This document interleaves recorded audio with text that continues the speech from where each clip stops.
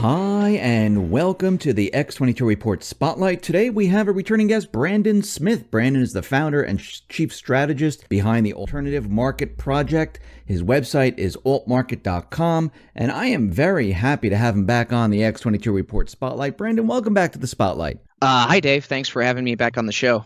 Hey, thanks for being here. And I wanted to start off, and I know you do a lot of research into the economy, what's been happening out geopolitically, politically, and I wanted to talk about what is happening here in the country, because we saw what happened in Charlottesville. Now they're pushing the idea to take down statues, remove the Confederate flag. And I wanted to get your take on what you think is happening with the deep state or the cabal, whatever name you want to, call the other faction. What do you think they are trying to do? What is their main goal here in America? Well, seeing as most of these groups or many of these groups end up, we discover that they've been funded or supported or even completely organized by George Soros-backed institutions.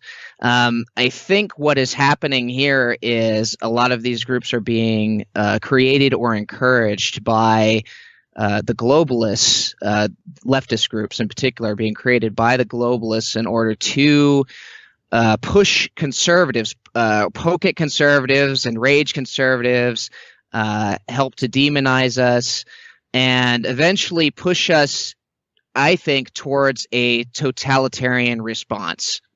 The temptation is going to be very high for conservatives to respond to the insanity of the left with government power. And I think that's exactly what the globalists want us to do. They want us to sort of abandon our constitutional principles and react with as much anger and totalitarianism as possible, making them right, making us the fascists that they claim we are. Now, I don't think that we should, strike back. That's my personal opinion. I think everything should be done peacefully, and I think we should stick to the principles of peaceful protest. And if the other side, comes out swinging and things like that, yes, we have the right to defend ourselves, but make it look like they're the ones, or we don't have to make it look like they are the ones who are coming out and causing the riots. They're using the clubs. They're, breaking windows. And we need to change the focus and put it back on them. I wanted to get your take on what you think the group Antifa is. What do you think that group is? Well, Antifa is essentially I can only go by their behavior and actions, and I think Antifa is basically a classic communist provocateur group. Everything they do is indicative of past communist actions in order to destabilize nations. So if you look at the statue, the Confederate statue issue, what they're doing is classic Maoist cultural revolution. They're trying to tear down pieces of a culture's history, erase the history so that they can then build on the ashes a new history, a new system. This is what they did in China during the Cultural Revolution. The Maoists tore apart museums, destroyed precious historical pieces of historical significance. They attacked professors and academics and anyone who had ties to history and who opposed them. And eventually they started committing mass murder because, it's not enough. Once these people start, they start small. They'll start with statues and then they move on to bigger and bigger things until eventually they decide, well, we got to remove all these people that, have knowledge of these things and are opposed to us. So Antifa is following that classic communist path. In my opinion, I believe that some of these groups, and there is evidence to support this, that some of the specific Antifa groups are being funded by, globalist institutions, especially Soros-owned institutions. Now, throughout this whole ordeal with Charlottesville, the corporate media has been attacking Trump quite a bit. And, they've been calling him a racist. Why didn't he come out earlier? Why didn't he denounce everything? And everything that I've heard and seen is that he did do this, but they're continually pushing the idea that he didn't. And, all over the corporate media, they're making it look like, he agrees with the neo-Nazis. He agrees with the white supremacists. He agrees with what has happened there. And it looks like they're pushing this agenda to convince everyone that he is all for this. Are you seeing the same exact thing? No. Actually, to Trump's credit, he spoke against violence on both sides of this sort of silly paradigm. And it's interesting. This is kind of what this is what leftists / communists do.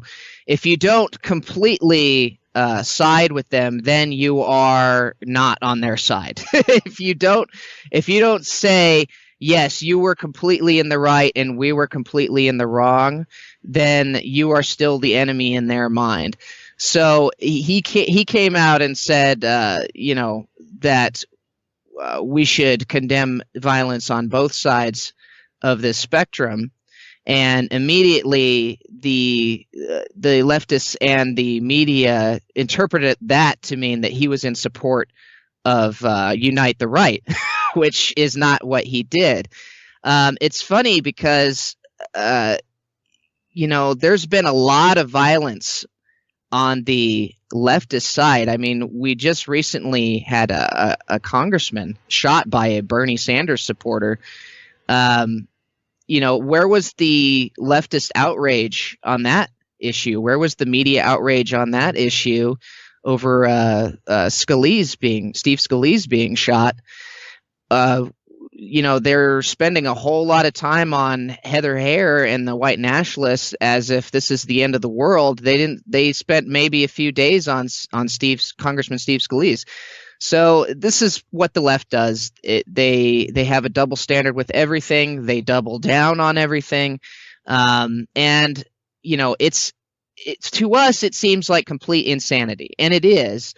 But I think it's insanity with a purpose. I think these people are being aimed at us, at conservatives. They're being used as a weapon to drive us towards a enraged and totalitarian response. Do you think they're trying to push America into a civil war? I think that if there was a civil war, it'd be really short-lived, because I don't think the leftists have the I don't think they have the chutzpah or what.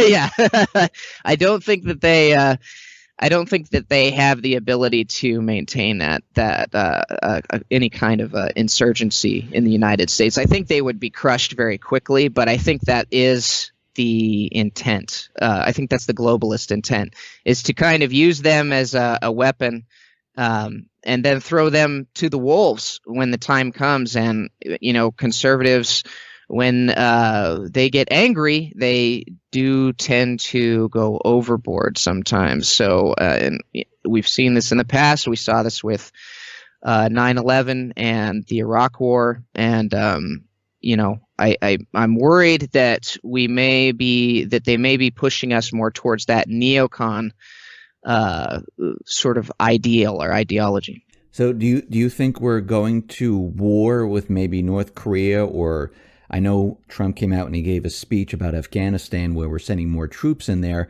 What is your take on what is happening in North Korea and Afghanistan? Well, I think North Korea is definitely going to happen.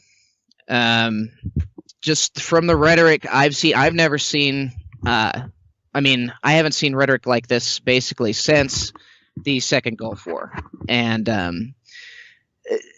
all it's been doing is expanding, and it feels like an avalanche at this point, and it's just not going to stop. And I don't, in the past we've seen incidences with North Korea that did not amount to anything more than hot air. But this time around, I think it is different. The rhetoric is much stronger, and also something has happened which I've never seen before.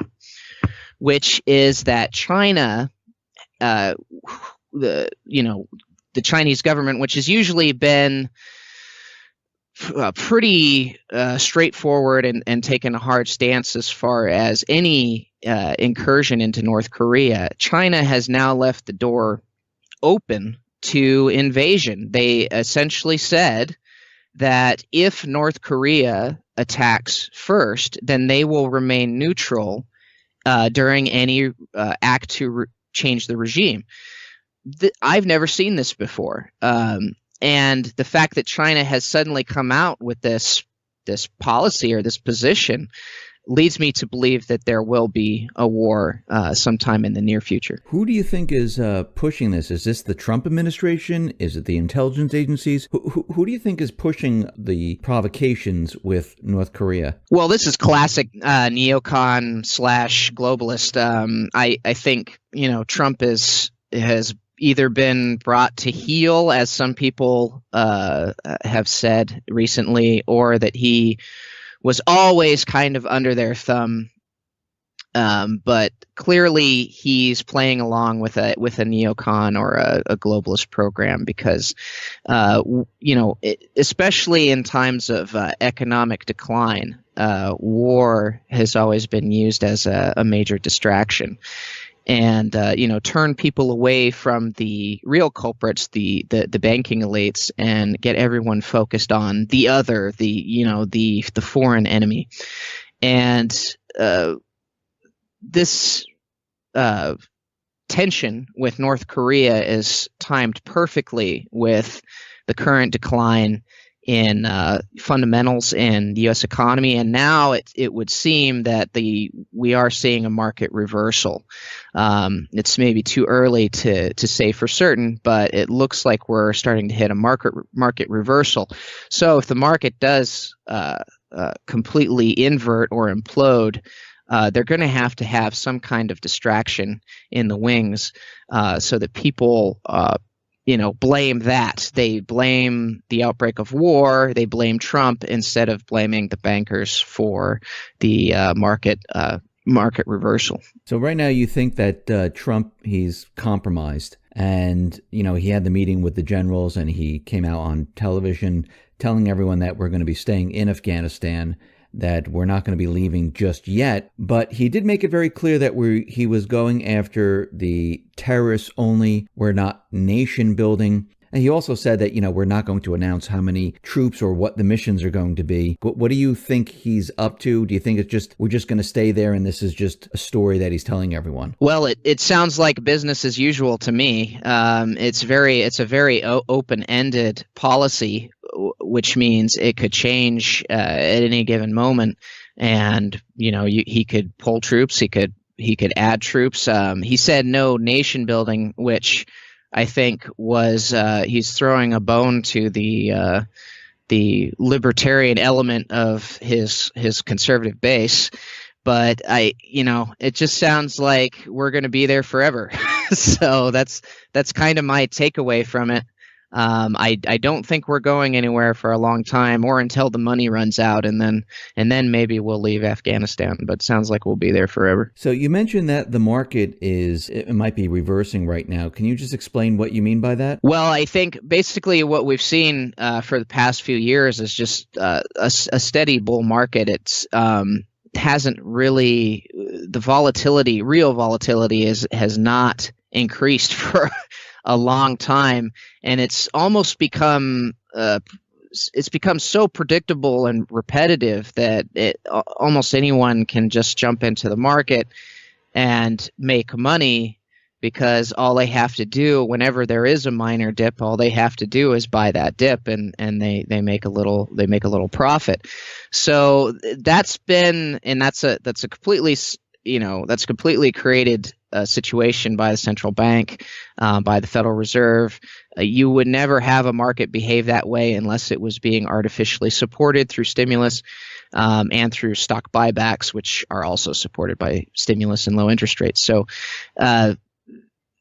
that's been the predictable behavior of the market for years, and now we're starting to see a shift or a change. We've seen volatility rise. You cannot, people who have been buying the dip, at least in the past week, have not been successful. So I'm starting to see a change in behavior. And I think also the timing of the North Korean situation, to me, indicates that there will also be increased market volatility in the near future. So I think at this point, what we're going to see is about a 10% drop going into maybe late fall.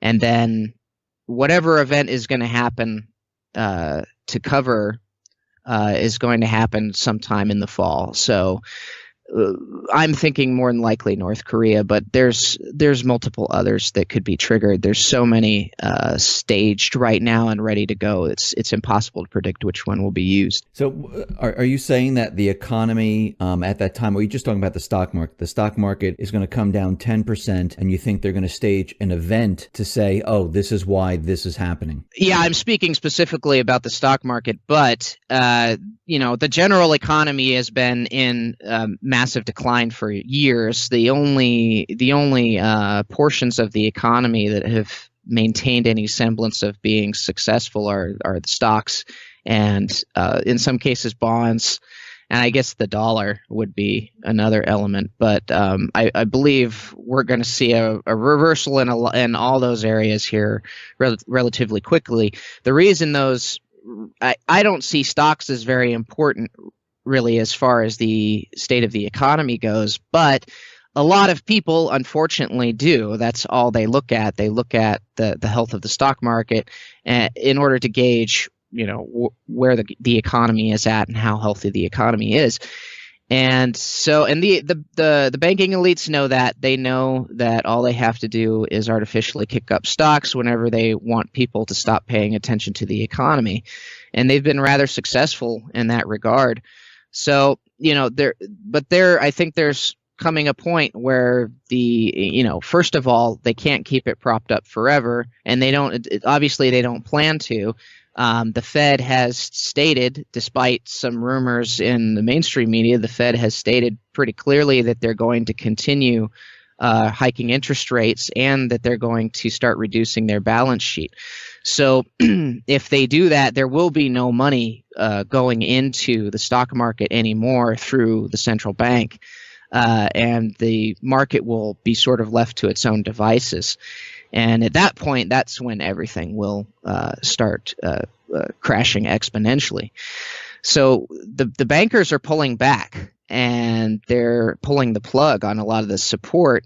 It seems to me because number one, they know they can't support it forever, and number two, they have a greater agenda in mind, which is creating some chaos and generating a more centralization out of that chaos. Do you think that the Fed, once the economy starts to come down or they start bringing it down, do you think they're going to make a case to start stimulus once again? It's possible, but I think they would. I think when they do broach that topic, it will be far too late, and they will wait until it's too late for any kind of bull market reversal or any kind of support to matter. I honestly think that they're just going to continue raising rates into the crisis, which is what they have always done. If you look at the history of the Great Depression, this is what the Federal Reserve did. They artificially, through low interest rates and other measures, they artificially pumped up the stock market in the 1920s. Then when things started to crash, they started raising rates, and they made the Depression much worse and much longer than it would have normally been. So they've done this before. I think it's safe to say that that's what they're doing again. So do you think this time around, you're saying that the market's going to come down 10%. Is it going to be worse than 2008? Is it going to be the same as 2008? I mean, everyone keeps asking, how bad is this going to get? I mean, am I going to lose all my money in the bank? Am I going to lose my job? Is my pension, are they safe? When you see this and you've done your research on this, how bad do you think this is actually going to be? Well, as far as stock markets are concerned, I would say it's going to be as bad or worse than 2008, 2009, definitely. Except in this case, the markets will not bounce back because either the Fed will not stimulate, or they will, they will broach the topic of stimulus and try to jawbone markets up. It won't work. People won't believe them anymore that stimulus measures will have any effect. So it won't matter anyway. I just think that they won't try to stimulate the markets back up again. So for stocks, I think it'll be very similar to 2008, 2009. As far as the rest of the economy goes, everything is already in serious decline as far as fundamentals. We see a little bit of a housing bubble again. I think that will implode. The auto bubble is imploding as we speak. So a lot of these problems that we had back in 2008 never really quite went away. They really just got worse over the past 8 years. It's just that everybody stopped talking about them and they just hyper-focused on. Do you think that we'll have the same thing that we had back in 2008 where the credit markets froze up? Do you think that's a possibility? Yeah, yes, in certain sectors, yes. And I think that we will see, I mean, it will get to the point, I think it will get to a crisis level scenario where you will see a lot of businesses break down. You'll see certain necessities like freight systems, I think, will be reduced in efficiency.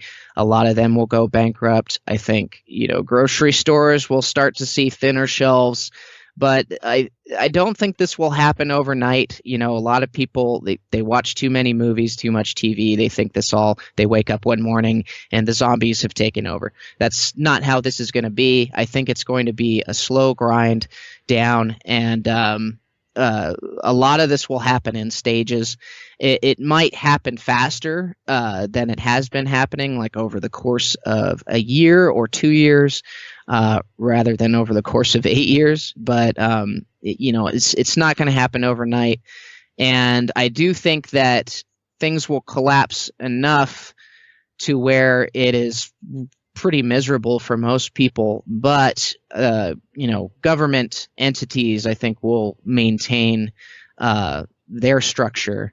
And I do think that the goal here is eventually to institute martial law in the United States with using social division and instability and economic instability as a rationale. Do you think the dollar will survive this? Will the U.S. dollar still be the reserve currency of the world? No, I don't. And I think that is actually going to happen much faster than a lot of people expect. I think that the IMF has staged their special drawing rights basket perfectly. I think that the next stage of that shift away from which Christine Lagarde of the IMF calls the Great Global Reset or the Great Economic Reset. The next stage is to move into cashless systems.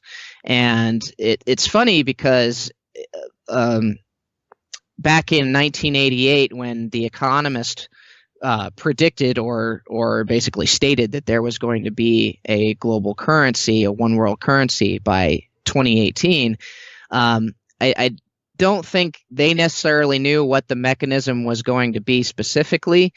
But a lot of people, when I use that article as evidence, they say, well, where is this currency? What is the currency going to be that people are going to trade?